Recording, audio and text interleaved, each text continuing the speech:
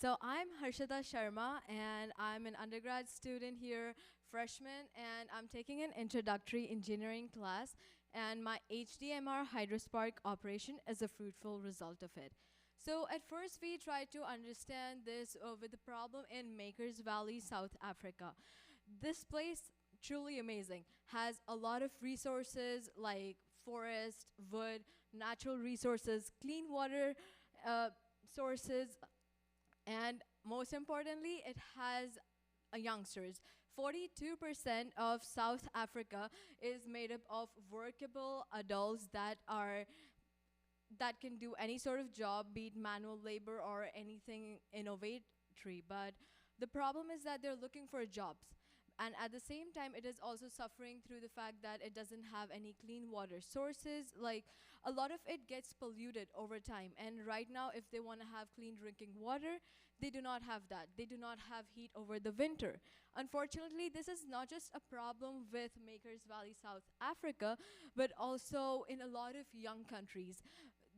These countries have the people to work for them, they have natural resources, but the problem is that there's no efficient usage of them. And these lastly create problem with environmental problems and social problems as well. On our further research, we also found out that the problem is that there are outdated facilities that are under-maintained all the time. So our HDMR project, what it does is that it brings these already existing mechanisms and creates a really nice ecosystem with it. So when I say an ecosystem, it obviously has multiple components, right?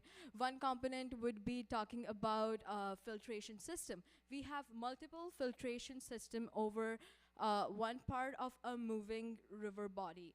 So there's one over here, and it goes on according to the requirement. It is a very simplified filtration system that can be used by anybody and made by anybody with minimum knowledge. And a lot of this will go back into the river that will lead to ocean, and we will clean it. But some amount of it will be retained for the usage of locals for clean drinking water. The another component would include having a water wheel in the moving water river system so that we can extract energy from it to create a self-fueling system.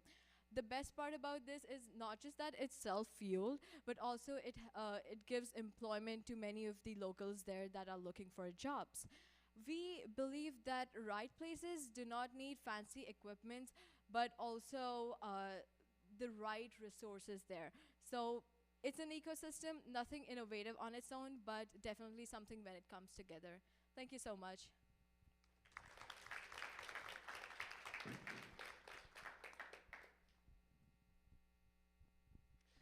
So in terms of process, as you think about putting this ecosystem, making this ecosystem work as a whole, what are some of the first steps that you see having to occur, right, in order to make this work towards a long-term solution? So what are perhaps the first 3 steps in this process that you see as essential?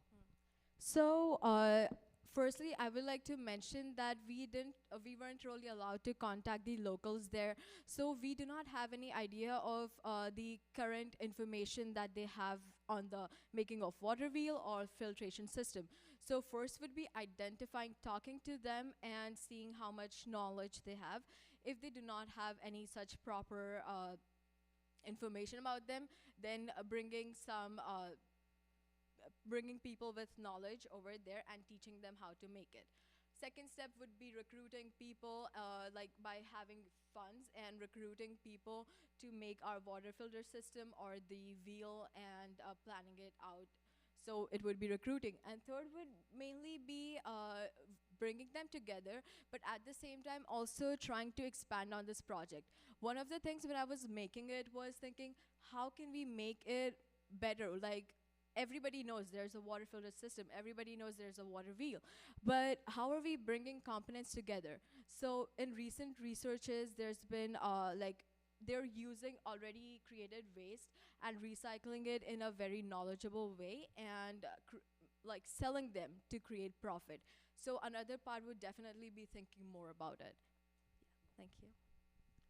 Was there a particular challenge you identified in Yeah. your research that you gave you pause to say, wow, this could be a big challenge in being able to implement this? So there were two, and the second one would be very weird. So the first, I hope you're ready for that one. But the first one was, like I said, we weren't allowed to contact them, and the people I tried to contact with, like the officials that we were allowed to, I didn't get any messages back. I tried to contact the, like, the what mayor of Makers Valley. I tried to contact different people, but I didn't really get anything back. So there was a huge information barrier, as there's not much about it even on internet. The second was trying to tell people how important it is to save the oceans. Because like when I was thinking of this project, it's a team-based project.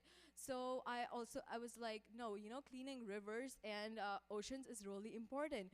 This is what makes our resources. It took me 2 months to convince people that cleaning river is an important task. And again, they were going back to it that, oh no, we don't have to clean water. We can just take water out of the river and it will replenish, right? So it was telling them, coming from a country, it's probably because I come from a country where I've seen river problems and they probably have not. So I had to communicate that it is very important. Cleaning ocean, huge task. Right now, let's prevent it. So, yeah.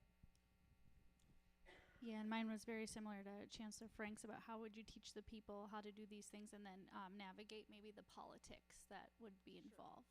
So, firstly, we had to take some legal assumptions because we did not receive any back from, like, are we actually allowed to bring the energy? Are we allowed to use the wiring system there to bring the energy? So we had to take some assumptions over there. But lastly, I think any country would, any citizens of their own country would be interested in helping their own country, right? Yes, it would have to be fueled by money, but at the same time, when you teach people, they're willing to learn. If we bring right amount of people and if we recruit the right kind of people who are willing to help their place be better, it would be, it would be possible. We have a lot of nonprofit organizations that are willing to go to different countries to teach them. So that probably would not be our biggest issues, but we don't know the political situation there. A lot of time things can be motivated by other things rather than just helping your environment and helping your citizens. So we gotta think about that.